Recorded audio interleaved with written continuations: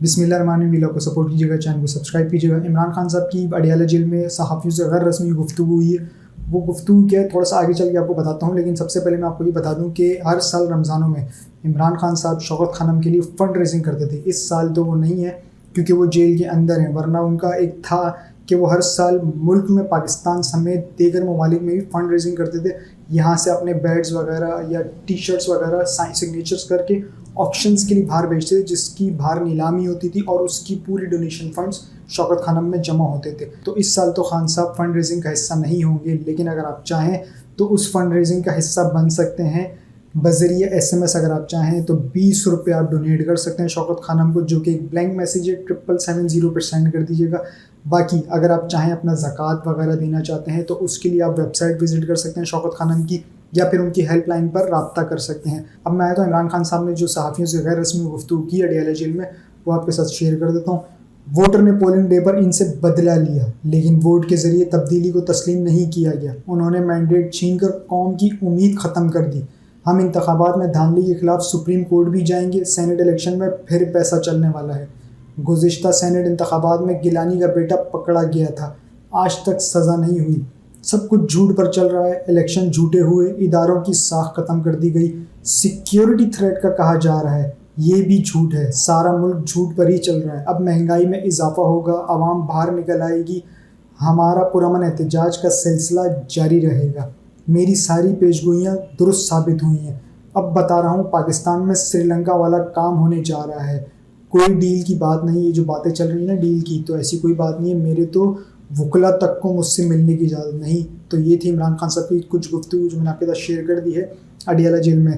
لیکن اس سے ساتھ ساتھ ایک چیز اور ہے جو کہ گزشتہ روز پیش آیا تھا, جس میں عمران خان صاحب پر ملاقات پر 2 ہفتے کی پابندی لگا دی گئی تھی. اب یہ کون سا سیکیورٹی تھریٹ الرٹ ہے کہ جس میں 2 ہفتے کے لیے صرف لگایا گیا؟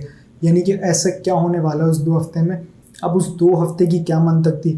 جہاں تک مجھے سمجھ میں آیا وہ میں آپ کو بتا دیتا ہوں. پہلی بات تو یہ کہ تھریٹ کا معاملہ, تو اس میں کوئی شک نہیں ہے کہ عمران خان صاحب کو تھریٹ ابھی سے نہیں ہے, بہت پہلے سے ہیں. انہیں تھریٹ ہے, اور جتنے بھی سیاسی قائدین ہیں انہیں بھی تھریٹ ہے. رہا سوال, میں آ جاتا ہوں اس چیز پہ کہ عمران خان صاحب کی سیکیورٹی کے حوالے سے.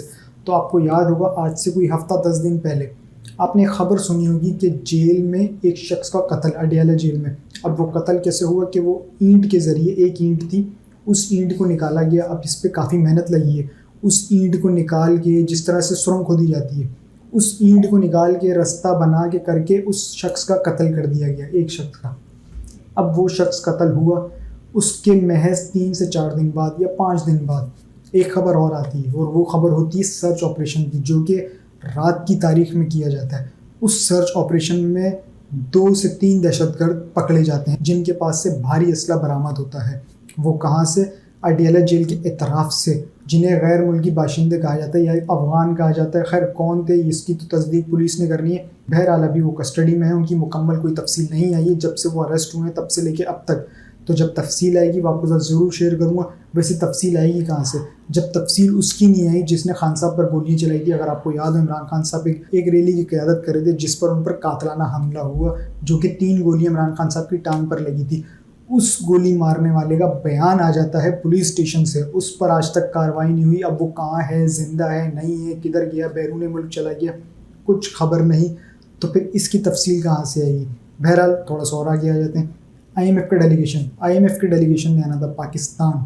یاد رکھیے کہ عمران خان صاحب نے ایک لیٹر بھی لکھا تھا IMF کو, اور وہ کس حوالے سے تھا؟ وہ انتخابات کے حوالے سے, کہ انتخابات میں شفافیت نہیں ہوئی تو اس لیے پاکستان میں سیاسی استحکام نہیں آ سکتا. انہوں نے یہ نہیں کہا تھا کہ پاکستان کو قرضہ نہیں دینا, انہوں نے یہ نہیں کہا تھا. انہوں نے صرف یہ کہا تھا کہ جب تک شفاف الیکشن نہیں ہوں گے تب تک استحکام نہیں آئے گا. تو ہماری IMF سے گزارش ہے کہ وہ اس چیز کا آڈٹ کرائیں. تو یہ ایک بات ہو گئی کہ IMF کے ڈیلیگیشن نے آنا تھا.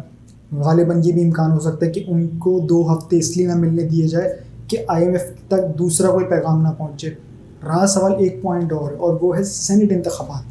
اب جو سینٹ میں انتخابات ہونے جا رہے ہیں, اس میں کون کس کس کو ٹکٹ دینا ہے, کس کس کو نہیں دینا ہے, یہ تو حتمی فیصلہ عمران خان صاحب نے کرنا ہے. اب عمران خان صاحب سے کسی کی ملاقات تو ہوئی نہیں ہے, اس کے الیکشن ہونے جا رہے ہیں. تو یہ پورا جو پروسیس ہے نا, اس پورے پروسیس سے کوشش کی گئی ہے کہ عمران خان صاحب کو بالکل آؤٹ رکھا جائے. تو اگر انہیں آؤٹ رکھا جاتا ہے تو ان کی جگہ پر چاہے وہ کوئی بھی ہو, ہو سکتا ہے ان کی بہن ہو یا پھر بیرسٹر گوہر جو چیئرمین ہے. اب فیصلے کون کرے گا بڑے بڑے, جیسے کہ سینٹ میں الیکشنز ہیں, اس میں کس کس کو منتخب کیا جانا ہے, اس چیز کے بڑے بڑے فیصلے کون کرے گا, یہ آنے والے دنوں میں دیکھنا ہوگا. رہا سوال عمران خان صاحب پر جو پابندی لگائی گئی ہے 2 ہفتے کی کسی سے بھی نہ ملنے دینے کی, تو آج شیر افضل مروت صاحب نے اس کے خلاف اسلام آباد ہائی کورٹ میں ایک پٹیشن دائر کر دی ہے جس پر آنے والے دنوں میں سماعت ہوگی. تو یہ تو کچھ خبریں ہو گئی خان صاحب کے حوالے سے. اب میں تھوڑا سا آتا ہوں پنجاب کی طرف. تو پنجاب کی جعلی وزیر اعلیٰ جو کہ مینڈیٹ تھیف جسے کہا جائے تو غلط نہیں ہوگا, تو مریم نواز نے 2 فرمائشیں کر دی ہیں. ایک تو ہاتھ کی صفائی دکھانا شروع کر دی, دوسرا انہوں نے ہیلی کاپٹر کی فرمائش کر دی ہے. ہیلی کاپٹر انہوں نے مانگے جاتی امرہ سے وزیر اعلیٰ ہاؤس جانے تک اور وزیر اعلیٰ ہاؤس سے جاتی امرہ جانے تک. یہ تو ہو گئی پہلی بات. رہا سوال عمران خان, جب عمران خان صاحب یاد ہوگا آپ کو وزیر اعظم تھے تو انہوں نے بنی گالا سے پی ایم ہاؤس جانا ہوتا تھا. اچھا عمران خان صاحب نے جو یہ استعمال کر رہے تھے نا ہیلی کاپٹر, تو وہ اپنی سہولت کے لیے نہیں کر رہے تھے کہ مجھے کوئی سہولت ہے, وہ کر رہے تھے کہ میں کسی طرح ملک کا پیسہ بچا لوں. رہا سوال ان کی سیکیورٹی کا, تو سیکیورٹی تھریٹ تھا جس کی وجہ سے ان کے لیے ایک پروٹوکول دینا پڑتا تھا. پبلک کا ٹائم ضائع ہوتا تھا کیونکہ روڈ بلاکس ہوتے تھے, اور عمران خان صاحب کو ایک اضافی پروٹوکول دیا جاتا تھا کیونکہ وہ پرائم منسٹر تھے, جس کی وجہ سے یہ تمام خرچے کم کرنے کے لیے نا عمران خان صاحب نے ایک ہیلی کاپٹر رکھا تھا. تب عمران خان کا یہ فیصلہ یہ لوگ ناجائز کہتے تھے. آج انہوں نے خود ہیلی کاپٹر مانگا ہے تو یہ کیا جائز ہو گیا؟ رہا سوال دوسری طرف, تو دوسری طرف انہوں نے ایک خط لکھا ہے, یعنی کہ وزیر اعلیٰ ہاؤس نے محکمہ وزیر خزانہ کو ایک خط لکھا, اور اس خط میں یہ کہا ہے کہ وزیر اعلیٰ کی جو گاڑی ہے بلٹ پروف, اس گاڑی کے ٹائر خراب ہو گئے ہیں اور اس گاڑی کے ٹائر کے لیے ہمیں 2,73,00,000 روپے چاہیے. یہ کون سی گاڑی کے ٹائر ہیں؟ BMW کے کون سی گاڑی کے ٹائر ہیں جس کے 2,73,00,000 روپے چاہیے؟ یہ ہاتھ کی صفائی دکھانا شروع کر دیے. یہ انہوں نے کہا تھا نا, اچھا یہ جو انہوں نے اپنے والد کی تصویر لگائی تھی نا آٹے کے بوروں پہ, یہ راشن کے بوروں پہ, یہ اس کا پیسہ یہاں سے نکلے گا کہ بھائی ہمارا اتنا خرچہ ہو گیا, ہماری جیب سے گیا ہے, تو جو ہماری جیب سے گیا وہ واپس ملے. کس نے کہا تھا آپ کو تصویر لگانے کو؟ ضروری نہیں تھی کہ آپ تصویر لگائیں, چلے آپ نے لگا دی, خیر آپ کی حکومت ہے, آپ لگائیں نہیں لگائیں یہ آپ کے اوپر ہے, لیکن اس تصویر کا پیسہ کون دے رہا ہے؟ آپ عوام کے ٹیکس کے پیسوں سے کٹ کے آنا ہے. آخر میں جاتے جاتے ایک بات آپ کو یہ بتا دوں کہ نواز شریف صاحب کو پیغام دے دیا گیا ہے. ایک تو سہولت کاروں میں پیغام دیا, دوسرا ان کے گھر والوں نے پیغام دیا کہ باؤجی تسی اتنے بیٹھے ہوئے بور ہو رہے ہو, آپ چاہیں تو باہر جا سکتے ہیں.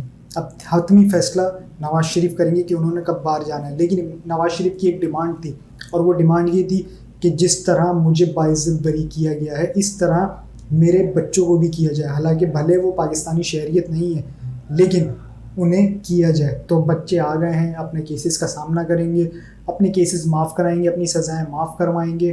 اس کے علاوہ جب آئے ہیں تو کچھ لے کے تو جائیں گے, کیونکہ ان کا تعلق کرائم منسٹر گوگو سے, اگر آپ کو یاد ہو انداز اپنا مووی سے, تو کچھ آیا ہوں تو کچھ لے کے تو جاؤں گا. اب جب یہ آئے ہیں نا تو کچھ نہ کچھ لے کے تو جائیں گے. اب ایسے ہی نہیں ہے, دیکھا نا کہ بیٹی ایک منصب پر ہے, بھائی ایک منصب پر ہے, تو اس کو بلایا, ان کو بلایا تاکہ جب ہم اکٹھے باہر جائیں تو ہم الگ سیٹ کیس لے کے جائیں, تاکہ یہ تیرا یہ تیرا یہ تیرا, پھر بعد میں جھگڑا نہیں ہو کہ دیکھیں اس کی جائیداد اتنی ہے, اس کی جائیداد اتنی ہے. تو اس طرح جھگڑا نہیں ہونا چاہیے, سب کو برابر کا حصہ ملے گا. باپ برابر کا بیگ لے کے جائے گا, بچے جو ہیں وہ برابر کے بیگ لے کے جائیں گے. اب تک کے لیے اتنا ہی جی. اپنا اور چینل کا خیال رکھیے گا, چینل کو سبسکرائب ضرور کیجیے گا. اللہ حافظ.